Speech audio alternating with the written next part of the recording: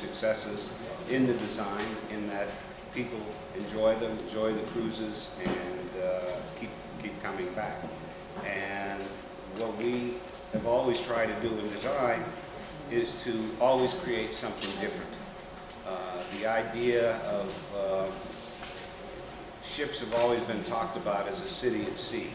And we believe that people choose holiday destinations based upon the interest in the various exciting and beautiful and wonderful things that you can experience within the city. And we try to do that on a smaller scale so that there is always a variety of feelings on board, different environments, different colors, different sizes of spaces, different feelings, different lighting levels, all so that the guests on board can create their own personal experience when they take a cruise. They don't have to depend on everything being exactly the same. And I think when you have a wide variety of different people on board the ship, from different countries, you have men and women, people of different ages and so forth, that you have to try to create some sort of not only universal appeal, but an appeal that can be appreciated by one individual more than another in one particular spot, so that my feeling has always been that if you as a guest find something that is attractive and relatable to yourself, then that opens your mind to experience things that are not as relatable and gives you the desire to continually explore the ship, explore the many details, the many different environments, the way they're all put together, so that you never take the design of the environment for granted. That hopefully for the entire length of time you're on board the ship, you're still discovering new things, so that at the end of the cruise, you get the feeling like you haven't seen it all. There's still more to see, and it would be good to come back again and to continue that experience. And I think when you design things in that way, that first of all, you do get people wanting to come back and continuing the experience, and you design them in a technical way so that the guests on board can enjoy the ship in a seamless way without as many bottlenecks as possible, so they can get the kind of service they want in the various locations on board, so that the entire experience of taking the cruise is a positive and enjoyable one, with as few negatives as possible. And I think, again, that's what makes cruising very special, that you're in an environment where basically the couple of thousand people on board who make up the crew are there to serve you, and we try to create environments that is easy to make it as easy as possible for them to serve you and for you to be able to enjoy the experience of the service in an easy way, so that convenience is everything. We're designing not only stones and wood and other materials, but we're designing the experience on board. And we try to look at that as a very serious and complicated job. And we work, of course, with Costa, who gives us the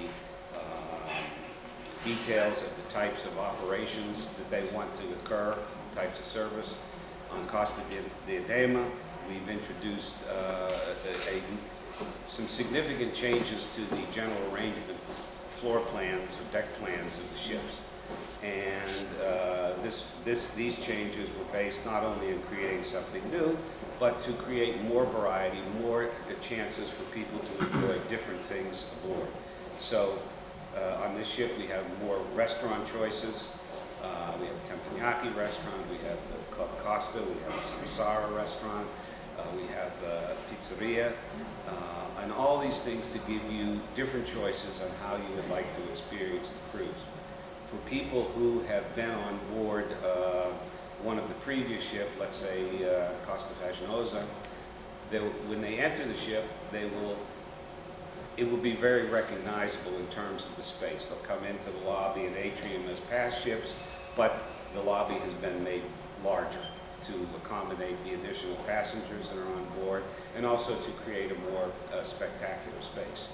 Then from the lobby going up one deck, we have moved the grand bar from the main public room deck to one deck below.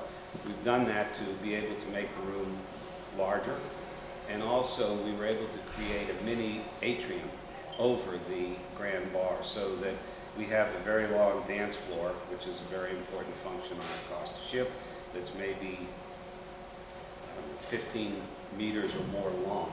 And above that, we have a long deck opening, creating an atrium, so that when people are waltzing around the dance floor, they'll be in a two-story space with chandeliers hanging down, sort of like icicles, to again create a very, what we think will be an exciting environment.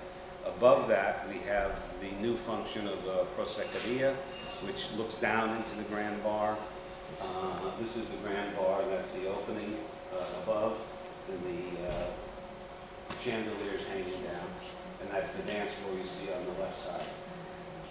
And also around there we have our new restaurant functions. We have the club restaurant, which is a function we've had before, but we brought from the lower deck down to deck 5, the main public room deck. It will have a beautiful interior plus a sort of sidewalk brasserie type seating area, which also looks down into the grand bar. We also have the teppanyaki restaurant on this level next to the Progetto, which is Japanese style cooking, where you sit around the table, you have your own chef cooking the meal on a griddle, and people sit around and they, as the chef finishes the meal, they put it on the plate, and we think that'll be a very interesting function as well. And then going up back up to deck 5, as we go aft past the club restaurant and teppanyaki restaurant, we come into a new function, the Piazza Pizza, which is a pizzeria, but it's also an entertainment lounge and a bar lounge. So we think this is in the center of the ship on the main public room deck, so I think this is going to be a function which is going to continue for the longest part of the day, from daylight to late at night. Then moving aft, we go to our casino, which we've had before, very similarly. And then as you pass through the casino, on the port side, which would be your right side going aft, we have the new function of the birreria, which is the Bavarian beer garden feeling, very rustic design, where they're going to offer various beers and so forth, which we think will be a very nice function for people. And then on the starboard side, you have the enoteca, which is a wine lounge where you'll be able to try various types of wine and have different appetizer snacks that will be also served with it. Then moving aft, we have our piano bar, which is a very similar functional feature that we've had before. 4D theater will be on the port side, which is a very interesting experience. And then going aft, we have our aft lounge, which is in the same location as previous ships, but it's been totally rearranged so that the bar, we have a very large bar in this room, and it's all the way on the stern of the ship, and it's an indoor-outdoor bar, so that you can, if you want to sit inside and watch the wake of the ship sailing by, you have it. And that leads me to one of the biggest new features on the ship, is open deck at deck 5, the main public room deck, which stretches the entire length of the ship and wraps around the stern. So on the stern of the ship, we have a big deck that has the bar from the aft lounge opening also onto that deck. It'll be a very pleasant, I think, popular place to sit and watch the sea go by. Along the promenades on the outside of the deck 5, it's going to be a very interesting deck in that I think it'll be a quiet location for people who want to take sun during the day, and it'll be a very romantic location at night. On either side of this open deck promenades, we have 6 cabanas, 3 on the port and 3 on the starboard side. These cabanas are semi-enclosed spaces that will evoke the feeling of the public room that it's adjacent to. So, for example, where we have the Costa Club restaurant, the cabana that is outside of it will be set up with some tables and chairs, so if you want to have a meal outside at the sea edge, you can eat in that location. And that goes for the birreria, it goes for the samsara restaurant, which I forgot to mention, which is next to the pizzeria, and the enoteca, and the proseccoria. So these various functions can be now enjoyed indoors or outdoors. Then going up to deck 10, which is where the main Lido is, we have our normal main Lido Magradome area, which has been designed to give a feeling of a private luxury yacht. The materials and details and so forth were designed in that fashion. And the layout is similar to what we've done before, but we have created a more resort-like main pool. We have benches that are built into the waiting area around the pool with sunshades and be able to relax around the pool, much like you would see at a land-based resort. Then we have our Lido Buffet, which is going to be totally redone from what we have done in the past. The buffet will be a series of different like food service boutiques that each offers a different variety of food that you will just walk up to with your plate, and you can have rotisserie, you can have salami and bread, you can have pizza, you can have Asian, depending on what you want. So again, more and more choices of how you want to enjoy your cruise. And we'll have some of these food boutiques serving directly onto the open deck on the forward section. Then we'll have the main part, which we're calling the Lido Buffet restaurant, which has all of the boutique serving lines in it and seating. Then moving aft, we're creating a restaurant that will, in the daytime, function as people from the pool deck eating from the Lido Buffet, but at night it will convert into a full-service restaurant, so that you can take the option of sitting up there and having waiter service, ordering from the menu, and having a bigger view and just a different environment to eat in. So you have the choice for dinner of the main restaurant, this Lido restaurant, the Samsara restaurant, of the club restaurant, the teppanyaki, and so forth. So it's a lot of choices. I think you could probably spend a whole week cruising and probably not eat in the same restaurant more than once. I didn't mention much about the restaurants. I think the renderings speak for themselves. Or the theater, which is, again, very much as we've done in the past. And then again, we have going aft beyond the aft Lido restaurant, we have open deck with more food boutique serving areas. So the aft deck is going to be larger than we've had in the past, because again, this seems to be a very popular spot, and it's especially for people that are, let's say, more traditional cruisers, like to take this area. And then we've created a spa on the upper decks, which is taking everything that we've learned and creating facilities that give all of the latest beauty and health and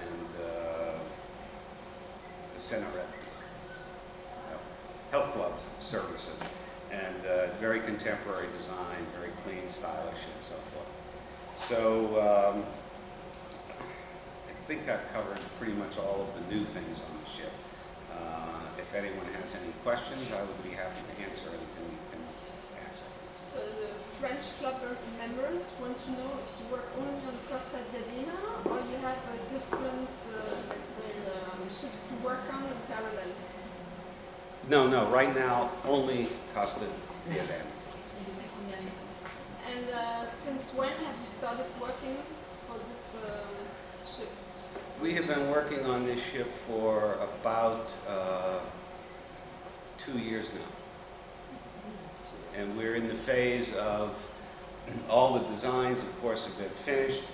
And on this trip that we're on right now, we just for the last 2 days, or on Monday, we were looking at the final mock-ups, where the subcontractor was going to build, in this case, the Birreria, the Samsara restaurant, the Enoteca, and the casino have built a section of wall, section of ceiling with seating, so we go over the final materials and details and the realization of them, go over technical details with the people who are building it.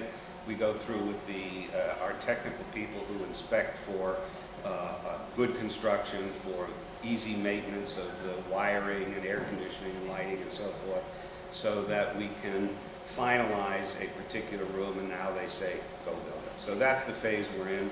When we leave Genova, or actually for the next 2 days, we'll be seeing some subcontractors that are doing the various areas that we haven't covered yet here in the Genova area. Then we go to Venezia for a couple more days of mock-ups, and then Bergamo to finish. And so after next week, we will have viewed and approved all of the mock-ups for the entire ship. So now it will just be a process of coming back from time to time to check what they're actually building and answering questions of problems and difficulties that come up in construction. Do you manage the cabins, or is it one of your subcontractors in particular? Well, we manage it in terms of design, and then there's in the company, of course, that builds.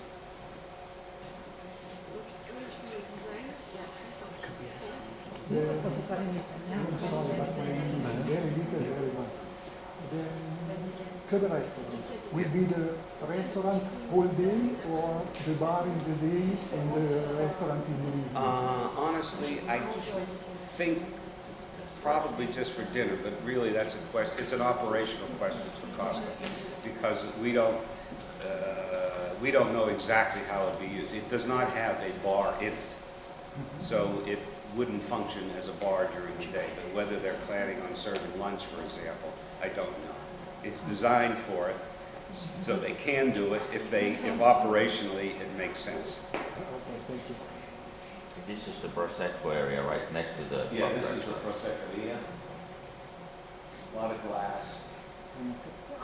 Posso farla in italiano la domanda? Sì, ci traduciamo.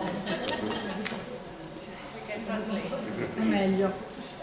Io ho visitato Carnival Magic e Carnival Breeze, così ho in mente di che progetto si tratta, quello di Diadema, no?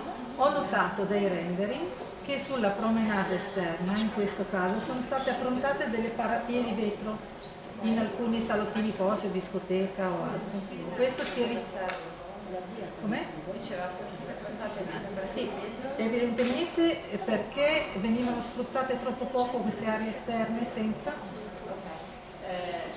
told that she has been on board of Carnival Magic and Carnival Breeze, and she understood very well the project behind Costa Diadema, and she noticed that on the promenade, on the back, we have some glass windscreen, and so she asked if it's because this area has not been too much used in the past. So just in order to increment the use of that area.